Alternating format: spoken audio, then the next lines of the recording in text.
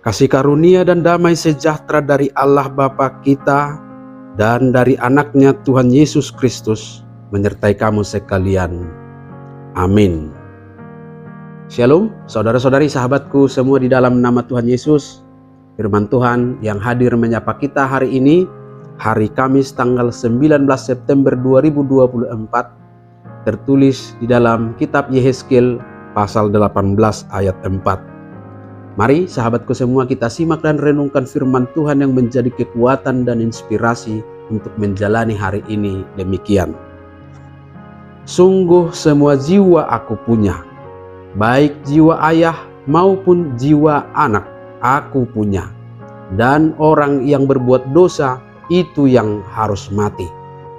Idama ahu dona puna saluhut toddini zolma, nang toddini ama-ama, nang toddini anakna, ahudo napunasa toddini manang ise namardosa ikonido mate. Demikian firman Tuhan. Sahabat renungan harian, saudara-saudariku yang terkasih di dalam nama Tuhan Yesus, ada peribahasa tradisional Yahudi yang berbunyi, ayah makan buah mentah dan gigi anak-anaknya menjadi ngilu.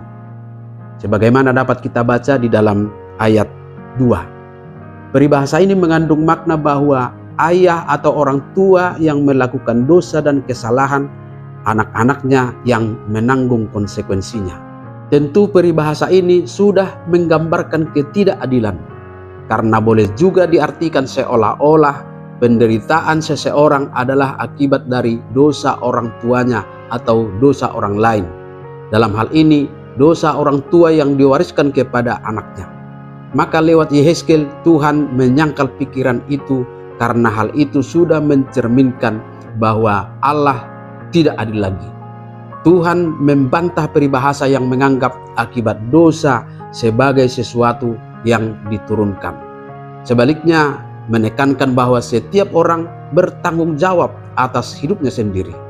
Inilah yang ditekankan dalam nasihat kita hari ini, yang menyatakan tentang tanggung jawab pribadi setiap orang kepada Tuhannya dan tentang keadilan Tuhan Allah. Yang pertama, saudara-saudariku, kita diingatkan bahwa setiap orang bertanggung jawab atas hidupnya sendiri dan tidak ada dosa yang diwariskan dari orang tua kepada anak atau sebaliknya, demikian juga akibat atau konsekuensinya. Setiap jiwa adalah milik Tuhan dan semua orang akan bertanggung jawab atas perbuatannya sendiri. Dengan demikian kita tidak bisa menyalahkan orang lain atas pilihan hidup dan atas dosa kita. Tuhan Allah menghendaki kita setiap pribadi untuk hidup dalam kebenaran dan bertanggung jawab atas apa yang kita lakukan. Jadi baik di dunia dan di hadapan Tuhan, setiap tindakan kita memiliki konsekuensi yang harus kita tanggung sendiri. Yang kedua, dalam hal ini Tuhan Allah menunjukkan keadilannya bahwa Tuhan Allah tidak pernah memberlakukan hukum kepada seseorang yang bukan karena perbuatannya. Dia tidak pernah menghukum anak atas dosa orang tua dan demikian sebaliknya. Tuhan Allah memperlakukan setiap orang secara pribadi dan tidak ada yang diperlakukan secara tidak adil.